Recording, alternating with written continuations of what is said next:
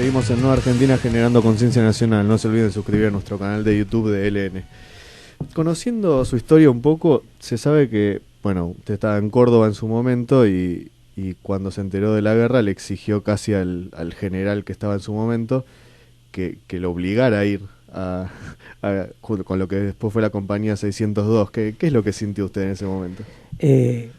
Sí, es tal cual. Yo era capitán, me presenté al comandante de cuerpo, general Guañavens, y le dije que me había preparado durante 11 años para la guerra y que la estaba viendo por televisión, que en cuanto concluyera el conflicto yo me iba a ir de baja.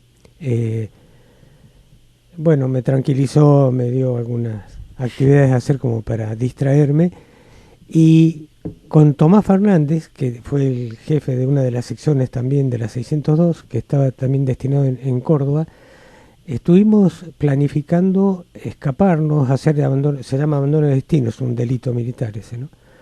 Ir hasta Comodoro, meternos en el primer avión que saliera y total después no nos iban a mandar de vuelta. En esos planes medio fantasiosos que estábamos desarrollando, nos llegó me acuerdo perfectamente eso, ¿no? El domingo 23 de mayo, Rico había empezado el 21 de mayo, por eso les dije que la semana pasada fue el aniversario de la compañía, hace 10 días. El 21 de mayo había logrado, a través de un compañero de él que estaba en el Estado Mayor, convencer al general Vaquero, que era el operaciones del ejército, para que creara una segunda compañía de comandos. Estaba la 601 en las islas, Rico decía que iba a tener bajas y que iba a necesitar reemplazos. Vaquero lo entendió así y le dio vía libre. Así que empezó a mover todos sus contactos por todo el país para conseguir equipo y para buscar a todos los comandos que estuviéramos destinados en distintos lugares, y así fue, a mí me llegó el radiograma el domingo 23 de mayo. Me puse en contacto con Tomás Fernández y yo tenía a mi señora y ya teníamos 2 hijos, los dejé en Córdoba y el domingo a la noche ya estábamos embarcando en un avión de aerolíneas con Tomás para venir a Buenos Aires, a Campo de Mayo. Eso fue el 23 de mayo. El 25 y 26 se terminó de completar la compañía y el 27 salimos a las islas. ¿Sigo con esto? Sí, sí, por favor. Salimos a las islas y el 27, después de un falso intento, intentamos llegar y el Hércules tuvo que volver, cuando salimos desde Comodoro, tuvo que volver porque hubo alerta roja. Habremos hecho un tercio del viaje.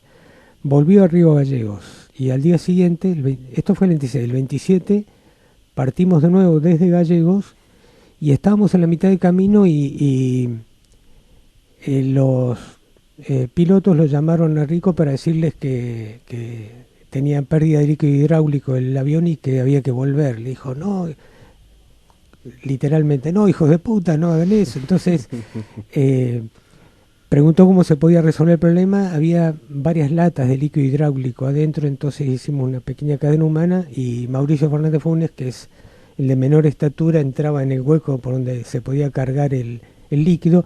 Le fuimos pasando, él cargaba líquido hidráulico, la pérdida no era tan grande tampoco y eso permitió continuar el vuelo. El vuelo no más alto que el techo de este estudio, no más de 3 metros por encima del nivel del mar. Había olas que prácticamente tocaban la panza del Hércules.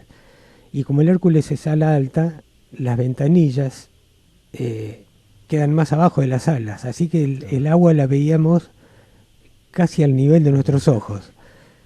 Fue una experiencia muy rara esa. ¿Cómo fue la llegada luego a Malvinas, digamos? Llegamos el 27 ya con el oscurecer.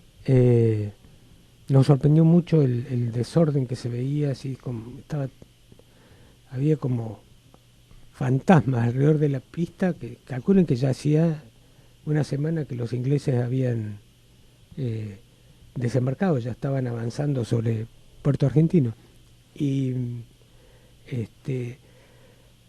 en la oscuridad y ver la gente que se abalanzaba sobre los pocos elementos que traíamos dentro del Hércules, como carga, como apoyo logístico, nos preocupó un poco, ¿no? Veíamos estábamos esperando algo más organizado concretamente. Pero ya estaba no sálvese quien pueda, sino agarre lo que pueda. Hagamos lo que podamos, Claro. Bueno, eso fue el primer contacto. Al día siguiente, el 28, ya a la mañana estuvimos recorriendo al trote la ciudad para conocerlo un poquitito. A la media tarde, después de mediodía, me llamó Rico que teníamos que ir a recibir la primera misión. Ese día, el 28, recibimos la misión. El 29 nos infiltramos detrás de las líneas inglesas a 40 kilómetros de Puerto Argentino, y el 30 iniciamos el repliegue, y el 31 entramos en combate. 8 días después de haber recibido el radiograma en nuestras casas, nosotros estábamos entrando en combate. Hemos vivido todas las experiencias que puede vivir un soldado, ¿no? Por supuesto. Yo tengo entendido que ustedes en la compañía enfrentaron una desventaja numérica muy grande con respecto a los ingleses. Creo que había sido algo así como 13 con 600, ¿puede ser? No. Un poco menos. No, además 600 no se pueden mover. Nosotros claro, combatimos con una fracción especial de ellos también. Eran, en total, los que combatieron con nosotros, cuando se produce una operación como la que se produjo contra nosotros, que se llama golpe de mano, porque nosotros estábamos fijos y el enemigo actuó sobre nosotros en un lugar específico, se llama golpe de mano. Distinto a la emboscada, que es cuando alguien está desplazándose, ¿no? Sí. Bueno, el golpe de mano se hace con fracciones menores, con mucha movilidad y con enorme poder de fuego, que fue lo que hicieron los ingleses. El escalón asalto y el escalón apoyo de ellos estaba conformado por, en total, 25 hombres. Y había otro escalón apoyo del otro lado del arroyo que habrán sido unos 15 más, a orden del teniente Haddow. El ataque principal de los escalones que estaban confrontando directamente con nosotros estaban a cargo del capitán Boswell. Y la fracción se llamaba Escuadrón para el Combate en la Montaña y el Ártico. Llevaba 8 meses de entrenamiento, los últimos 40 días en Noruega, en alta montaña. Y nosotros llevábamos...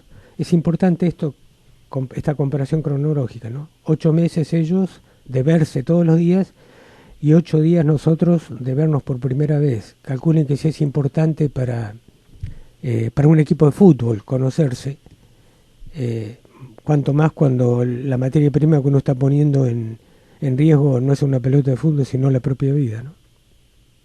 Claro, sí, totalmente. Sabiendo esto, luego de que digamos ganan en este caso los ingleses en Don Malo House, ¿cómo fue el trato de ellos? Bueno, el combate fue muy duro, el golpe de fuego de ellos, volviendo a lo que me habías dicho, la relación de poder de combate se hace en función de la cantidad de gente y del armamento y del entrenamiento. Hay una fórmula que se utiliza en el ámbito militar para eso. Esa fórmula dio en el caso nuestro una relación de poder de combate de 5-1. Si esa era la pregunta tuya, pero sí.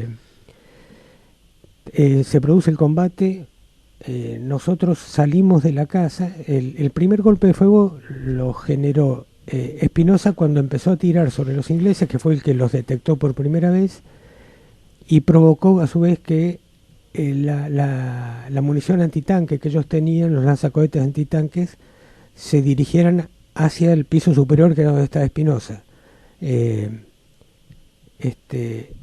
Ese golpe de fuego fue sumamente violento, pero al permitirnos Espinosa salir de la casa, nosotros salimos hacia ellos. Y yo creo que lo que ellos esperaban era huida o repliegue. Nosotros salimos a confrontar y a tirar, y eso los frenó mucho, porque además venían muy, como se le dice en el ámbito militar, a cuerpo gentil, no ni siquiera agazapados, venían avanzando dando un buen blanco. Eso frenó el avance de ellos, pero después el progreso del combate, por la cantidad de munición que tenían, por el armamento que tenían, hizo que nosotros empezáramos ya naturalmente a replegarnos hacia atrás, hacia el arroyo. No tuvimos tiempo de cruzarlo, no tuvimos ninguna posibilidad por la cantidad de muertos y heridos que teníamos, pero si lo hubiéramos cruzado, del otro lado estaba la fracción esa que les decía a cargo del teniente Jadu, que eran otros 15 o 20 con un blancos perfectos del lado nuestro, ¿no? Así que no hubiera quedado mucho margen. Terminó el combate y fue como si se hubiera terminado una charla. Se produjo ese silencio que es durísimo después de tanta violencia. Todavía quedaban algunas municiones y explosiones dentro de la casa. Yo quise ir a buscarlo a Espinosa y el mismo capitán Boswell me frenó y me dijo que no tenía sentido. Y me dediqué con Gatti, con la ayuda de Pedroso también. Pedroso era el enfermero de la patrulla, a recuperar el cuerpo de Sbert y prepararlo, ¿no? Se hizo muy famosa la frase esa que yo digo cuando tenía el cuerpo de él prácticamente en mis brazos, que le dije que me hiciste turco, porque teníamos una gran amistad ya de antes, ¿no? Las familias. Así que bueno. Y los ingleses, como digo también casi siempre, no había odio. Entonces, una vez que terminó el combate, esa es la sensación que tuvimos: mucho respeto, preocupación por los heridos. Los heridos fueron desplazados en el primer helicóptero de ellos, que llegó sin diferencia de bandos, y fueron operados sin diferencia de bandos. Los más graves, que eran los de mi patrulla, fueron operados antes que algunos heridos ingleses, ¿no? Eso es lo que llamo... Bueno, también Rico los define como buenos soldados, tercos y con honor. Nosotros también actuamos de la misma manera en distintas situaciones. Nosotros, me refiero a los comandos, ¿no? En situaciones que se invirtieron. En el caso de Duarte con el capitán Hamilton, o de Fernández, son situaciones que también lograron de parte nuestra el mismo respeto por el profesionalismo con que habían actuado ellos. Para finalizar este bloque, ¿volvería a Malvinas? Siempre digo que no soy un excombatiente, soy un veterano de guerra. Yo creo que no va a pasar, pero aspiro siempre a una segunda oportunidad. Volver a Malvinas para combatir. Sí, sí. Sí, sin dudar. Me entristece mucho cuando escucho a un militar hablar como alejando a la guerra. O decir que la guerra es terrible, qué sé yo. Bueno, eso que lo digan los civiles, los curas, los diplomáticos, los médicos. Porque si una persona que eligió la profesión militar no ve a la violencia como una compañera, no tiene sentido, se equivocó de carrera. Creo que lo que hay que pensar, la forma que hay que pensar es al revés. Hay que estar... pero quiero que me entiendan, no es que... obviamente que no soy un pacifista, pero no es que busco la guerra.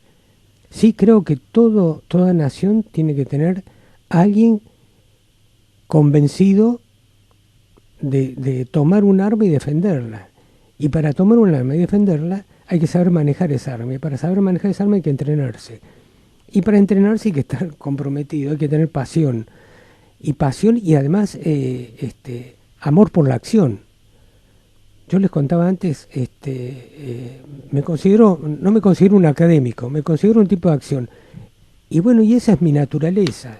Yo sigo saltando en paracaídas a los 68 años.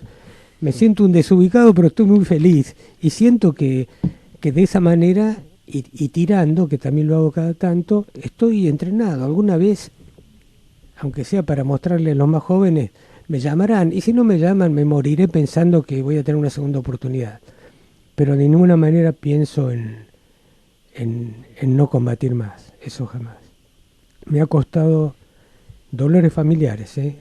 Mi hija, que creo que ustedes saben que una de mis hijas está casada con el hijo del Turco Esbert,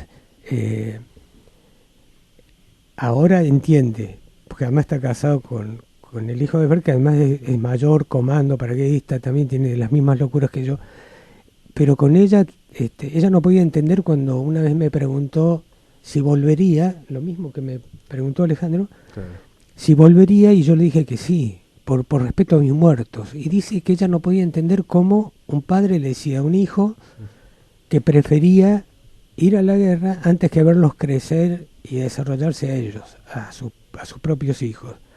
Así que eso nos llevó durante un largo tiempo a ir por caminos paralelos, pero ya son tiempos pasados. Bueno, quizás eso es un poco lo que nos falta a los argentinos, ¿no?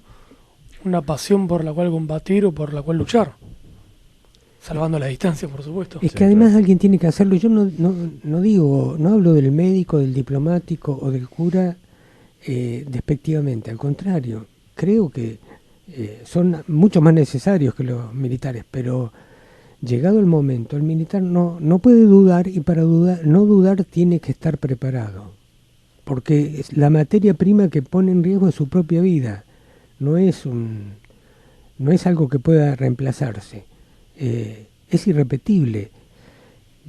Yo vivo cada día de mi vida intensamente porque, y lo entiendo así, lo vivo de esa manera, porque ese día no vuelve a ser, van a ser otros días, pero no ese. Entonces a cada uno de esos días yo le quiero dar la importancia del hecho irrepetible. Por eso lo vivo con intensidad. Pero así sea hacer algo en mi casa, pero todos los días yo tengo la certeza que algo hice. Desde lavar platos hasta fabricar un mueble. Pero algo hice. O saltar, o tirar. Claro. Pero algo hice. Y ese día no lo viví en vano. Y la vida es la suma de los días. Exactamente. ¿Les parece si vamos a otro corte y enseguida volvemos para hablar un poco de cómo la causa Malvinas es lo que nos une como argentinos y nos puede permitir reconstruir la nación? Ahora volvemos.